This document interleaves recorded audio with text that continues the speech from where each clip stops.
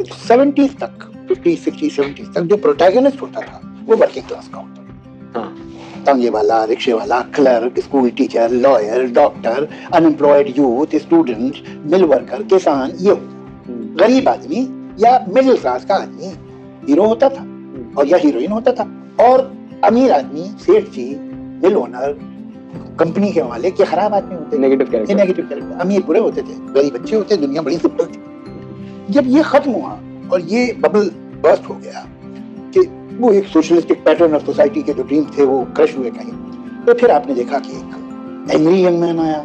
ये वही जमाना है, इत्तेफाक नहीं है, जबकि प्लान नहीं होती है चीजें, ये समाज करता रहता है बगैर सोचे समझे, कोई चीज चलती है। कि वही जमाना था कि जब एमएनसी आई, वही जमाना था कि जेपी मूवमेंट शुरू हुआ, और वही जमाना था कि एंग्री यंग मैन आया। उसके बाद जो सिनिसिज्म है वो भी हमने देखी। फिर ये जब लिबरलाइजेशन हुआ, तो मैं लिबरलाइजेशन, मुझे बड़ा अम्यूजिंग लगता है कि प्राइवेटाइजेशन को लिबरलाइजेशन कहा जाता है। ये मुझे दिलचस्प बात लगती है। बुरे कामों के नाम अच्छे रखने चाहिए हमेशा।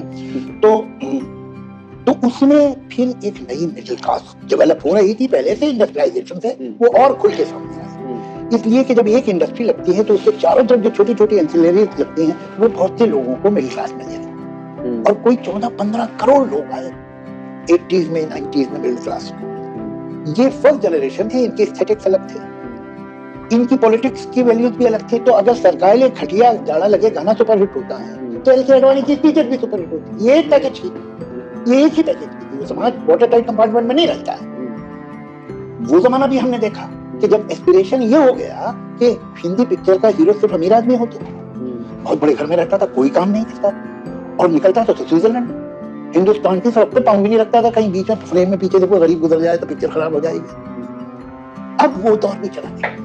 अब आप एक नई चीज देखिए जिसे मैं समझने की कोशिश कर रहा हूँ कि ये क्या प्रोसेस है, कि अब हमारी फिल्में वो चल रही हैं, पसंद की जा रही हैं जो छोटे शहरों के बारे में, जिसमें एक आम हिंदुस्तानी है, उसके सुख दुख हैं, उसकी परेशानियां, अर्बन है, विलेज तक नहीं गए हैं, लेकिन ये भी एक नया फिनोमेन है और इसे समझना होगा कि कहीं जो आपकी जनरेशन, जो हम तो बड़े खुश हुए थे ना कार खरीद के, हमारे बच्चे को तो कोई खुशी नहीं कार की। हमने तो जब हमारे तो वो जनरेशन जो रेफ्रिजरेटर लेती थी, जो ड्राइंग रूम में रखती थी, हमारे बच्चे तो किचन में रखते हैं। तो वो खुशियां अब जा चुकी हैं जो हमने देखी थी। अब जो है वो लड़का वो लड़की अब चारों तरफ देख रहे हैं कि भैया ये सब तो ठीक है, ये तो है, हम है कहाँ के, हम है कौन लोग, ये तलाश वो है।